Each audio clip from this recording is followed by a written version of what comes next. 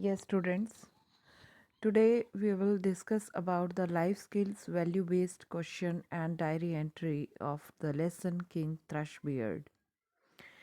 We have already done the question answers and exercise of this lesson, and this is what is remaining. That is why let's discuss life skills. In a fit of anger, the king gave princess to the beggar as his wife. गुस्से में आकर king ने राजकुमारी को एक भिखारी के साथ wife बनाकर भेज दिया. Do you think the king made the correct decision of giving away his daughter to a beggar? तो आप क्या सोचते हैं कि जो किंग ने किया, क्या वो करेक्ट डिसीजन था? Was it a correct decision और not? Why do you think that it is correct, or why not? Okay, I think the decision that would have taken in a fit of anger can never be the correct one. मैं ये सोचता हूँ कि वो decision जो गुस्से में लिया गया हो can never be the correct one. वो कभी सही नहीं हो सकता. If the beggar had not been a king, अगर वो बैगर एक राजा ना होता, his daughter's entire life would have been ruined. तो उसकी बेटी की पूरी ज़िंदगी खराब हो जाती, बर्बाद हो जाती. ruined means बर्बाद. Okay, destroy. So we can say that nobody can take the decision in a fit of anger. And then we will move forward to value based question. The first one is, do you approve of the prince's arrogant attitude towards everyone at the beginning of the story? Why and why not? Do you approve the prince's arrogant attitude? It means, do you think that prince's arrogant attitude was correct or not? Why do you think that it is correct, and why don't you think that it's not correct?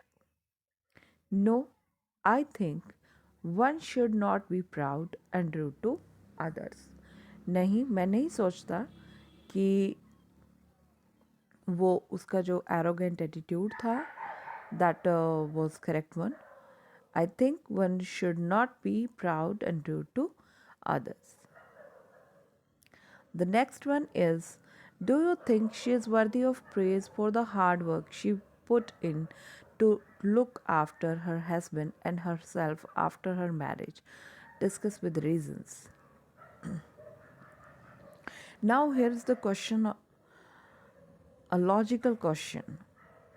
The princess in the starting was very rude and, arrogant, but after her marriage, he did a lot of hard work, okay, and he had to do household chores, and earn money.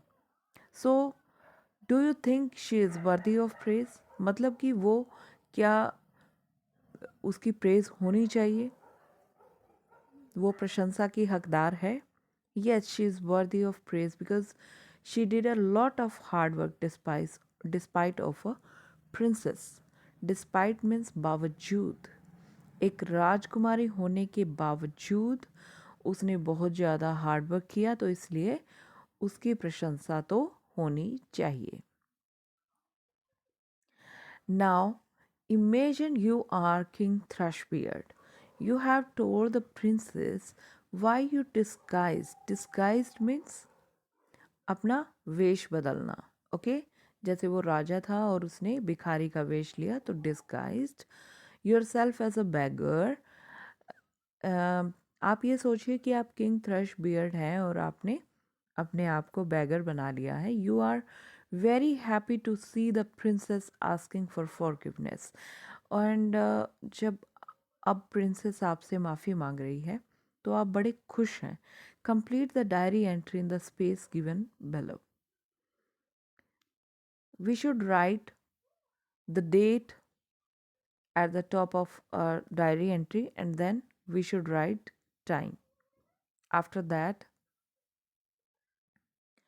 I am very happy today. आज मैं बहुत खुश हूँ. Now my wife knows. अब मेरी wife जानती है that I am King Thrushbeard, कि मैं राजा थ्रशबियर्ड हूँ एंड नॉट अ बैगर. यहाँ पर ये बैगर की स्पेलिंग रॉन्ग है. इट्स BEGGAR,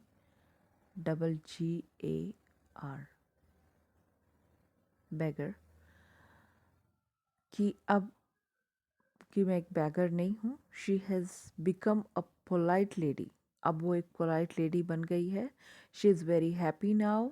अब वो बहुत खुश है as she knows that she is not a beggar's wife, कि वो एक बैगर की वाइफ नहीं है.